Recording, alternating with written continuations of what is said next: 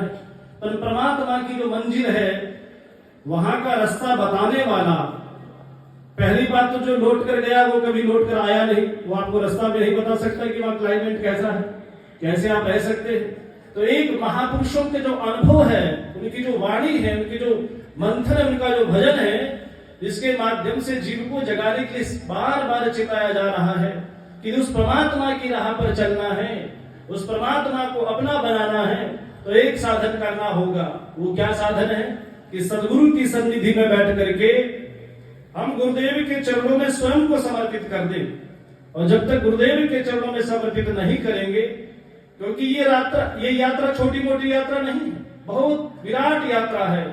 एक सामान्य छोटे मोटे एमएलए एमपी से मिलना होता तो बहुत आपको हाथाजोड़ी करनी पड़ती है। जगत का विराट परमात्मा, जिसने पूरे विश्व को नहीं संपूर्ण ब्रह्मांड की रचना करी हो, उस अधिपति जगतपति से मिलना है, तो उस परमात्मा के लिए जरा सा साहसी होकर के, मजबूत होकर के चलना होगा। और उस मजबूती के साथ में यही है कि गुरुदेव के चरणों में हम अपना जीवन समर्पित करें। तन मन धन गुरा थारो शीश काटगो, ऐसा संत लोग कहते हैं। तो उसी राह पर चलना होगा। और वो राह सज्जनों बड़ी अटपटी है। बड़े बड़े बिरले बिरले मजबूत लोग भी वहां थक जाते हैं, क्योंकि वहां शारीरिक श्रम नहीं होता, वहां मन को तपाना होता है। सोने को तपाओ, सोने में निखार, मन को तपाओ तो मन का बेड़ा पार लगा देता है ये मन। इसलिए महापुरुष लोग बार बार कह रहे हैं कि जितना हो सके जीवन की उपयोगिता भगवत नाम से है, भगवत भजन से है, और सबसे पहले सदगुरु को हमको भेंट करना होगा। इसलिए महापुरुष कह रहे हैं, सदगुरु को एको शब्द मन को ले वे मान, सहज होता है संत दास मुश्किल सो आसा, कठिन से कठिन कार्य को भी सरल से सरल करने वाले कौन है? सदगुरु देव है। सदगुरु हमारे जीवन की वो परम यात्रा है। यदि हमने उनका सहारा ले लिया तो बड़े से बड़े भवाटवी, बड़े से बड़े संसार के जगत जंजाल से मुक्त होकर के हम उस परमात्मा की झलक का जरा सा दर्शन कर सकते हैं।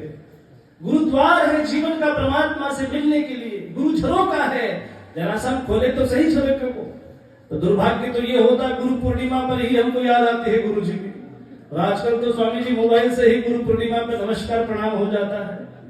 इसलिए जरा सा आप सभी से निवेदन होगा, गुरु के चरणों के प्रति जरा सा दृढ़ भाव रखते हुए मन में मिटना है। जब तक बीज नहीं मिटेगा वृक्ष नहीं बन सकता है। जब तक हम मिटेंगे नहीं, तब तक हम उस भगवत्ता को प्राप्त नहीं कर सकते। मिटने का मतलब शरीर नहीं, मन को मिटाना होगा।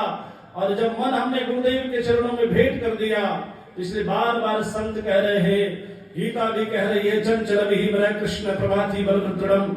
ये अर्जुन, ये मन बड़ा चंचल है, इसको जरा सा